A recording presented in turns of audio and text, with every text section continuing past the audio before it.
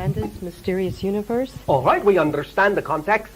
Okay, I have great respect for what you do, and I wanted to give you the opportunity to speak from wherever you feel that you need whatever information. However, I have a few questions. My show is on extraterrestrial mothers, and I understand you can identify the hybrid mothers. From time to time, okay, we will have communication and conversation with individuals who may be having such experiences, yes. Okay, may I ask you, myself, I have had a lot of experiences. I don't know if I need to tell you about myself. You probably can we can, in many cases, simply scan the frequencies that we are perceiving in the communication, and we can, as you say, go from there. Okay. You can simply, if you wish, proceed directly to whatever question you deem to be appropriate. Okay. First of all, I'd like to ask you, continuing the context of my show on hybrid mothers and identifying them. Yes. I had an experience at one time in my life, and I had a possibility that I had experienced being a hybrid mother. Yes. And I want to know if that is true, yes. if that has happened. Yes. Would you elaborate? Yes. Oh, thank you. The idea simply is that, of course, like many such individuals, you have had many such experiences. In fact, the contact will usually begin in childhood and even sometimes prior to birth, with the preparation of what you would call the fetus, the adjustments of the energy, the adjustments of genetics, and so forth, that will allow there to be a representation of the agreement that your soul, your spirit made with regard to your eventual participation in this agenda in your physical life. And so in that context, you have had many such experiences, especially once you became of what you would call childbearing age. Thus, then, there have been many such occasions wherein your genetic material, along with other individuals' genetic material, was utilized for the purpose of the creation of hybrid beings, many of whom are still in the stage that you would call children. Thank you very much. Do you have any information on the particular child or children that I have that you wish to There is share? some. Do you have specific questions about them, or would you simply allow us in that sense to proceed? I'll allow you to proceed. All right. One moment. One moment. One moment. One moment. We are perceiving, in connection with your particular energy, between 5 to 10 major connective children. Now, we say major connective children, and this refers to the idea that, of course, when the extraterrestrial species that your people refer to as the Greys, for these are the main species involved in the hybridization, when this species utilizes your genetic material or anyone's genetic material, there may be varying degrees of your original genetic material that wind up in any given hybrid child. You follow me so far? Yes, I do. Therefore, those that would encompass above 50% of your DNA will be within this initial group of what we are calling 5 to 10 children. There may be many others that may have fragments of your genetic material, but we will not necessarily immediately consider them to be yours since they are below 50%. Do you understand? Below 50%. Of your genetic material. Okay, I understand. Thank you. Therefore, these 5 to 10 represent in general those that have the closest genetic bond to you in terms of the utilization of your genetic material in their creation. Is there anything in particular why they chose to have so many kids with me? This is an average amount.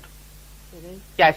Okay. Do they plan for me to ever have human children, or just? They have no say in the idea of whether you decide to have human children. That is not part of their agenda. It is part of yours if you wish, but that is up to you. Okay. They are only concerned with the creation of the hybrids which will allow for the continuation of their own species. Will I have a chance to meet any of them? The children? Yes. Yes. In and around, generally speaking, your years of 2005 to, again, 2013 as a window, you will find that there will be more and more opportunities for the genetic mothers to begin to interact more blatantly and eventually on the earth itself with many of these children. As in the future, the near future, as you call time, many of these children will eventually take up residence upon your own planet with the mothers. Yes. Do we have to interact with them? I mean, physically be around them? I mean, they'll be here. We will make contact with them. In other words, live with them, or yes. There will be opportunity at first for the, as you would say, acclimatization of these children into your reality, and as such, they of course will require parental guidance and support, and thus, in a sense, it will be an ongoing living situation. Do you understand? Yes, I do. Thank you very much for that. I would like to ask a little more questions. Yes. What advice would you give me as far as insight as to, I'm trying to educate the public with my show. Things have been absolutely fantastic. All right, then there really is no advice that we can give to anyone who is undertaking an endeavor of creativity other than to stress that it is always of maximum and paramount importance to always act upon your highest creative excitement and joy. For it is that energy that is representative of the frequency of your true core self. And if you always are willing to take action in the direction of the thing that excites you the most and express yourself in the most creative way you can imagine, then you will be fully aligned with your self-chosen purpose, your so-called missions and goals, because you will be being yourself. And by being yourself, that is how you serve others best, because then by being yourself, whatever it is you are inspired to do will be automatically what others will need you to do that will be of service to them. Do you understand? Yes, I do. That's all there is to it. Thank you very much for that. And one last question Yes. I appreciate. How will the environment be prepared for the hybrid? How will we be introduced to the children? Will they be a major announcement? Will there be... Usually not. There will be a time when this will be appropriate, but at first you will find that there will simply be, more often than not, though there will be some exceptions, a few exceptions, there will be isolated areas that individuals on your planet will suddenly simply find themselves being attracted to move to. And in moving to those isolated areas, they will find that it will be the correct environment for the slow introduction of the hybrid child, safe from the majority of civilization until such time as full acclimatization can take place. This will be one of the strongest methodologies. Thank you. Can you describe some of their physical attributes or their appearances? What do they look like? How are they... Again, it will depend upon the amount of human genetic material that may have been utilized in the creation of any given hybrid. Some of them will, in your terms, look more human. Some of them will look less human in that sense.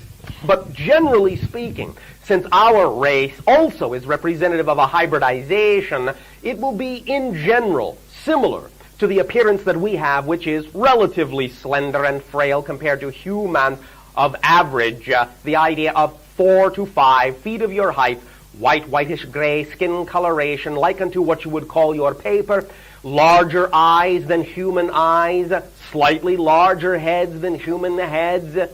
But in that sense, we would deem that most of you would find them, while at first perhaps a little bit shocking and unusual, relatively cute. At least by what we understand human standards to be. That is wonderful. Bashar, may I ask you another question? That was a question. Okay. Do you want to ask another one again? Yes, I do. All right. You do not have to ask if you can ask. Okay, well, thank you. You're very nice. What is the ultimate goal for this hap of the gods, if you would, for having... Gods? Oh, whoever they are. Are you talking about the extraterrestrial species involved in the hybridization? Actually, the question is, I want to know, what is the ultimate goal of the Creator in doing this? Is this going against our will? The Creator has no goal except to be itself. That is the only goal the Creator has.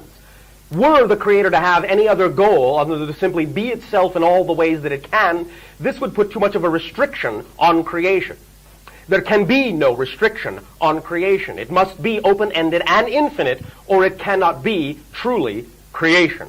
Thus, the idea of the Creator is that the Creator does not have unto itself a goal except to experience itself in all the ways that it possibly can, which means all the beings of every type, everywhere and every when that exist within creation are aspects of the Creator, experiencing itself, expressing itself in all ways that it can from all perspectives, and in essence, interacting with itself in all manners possible.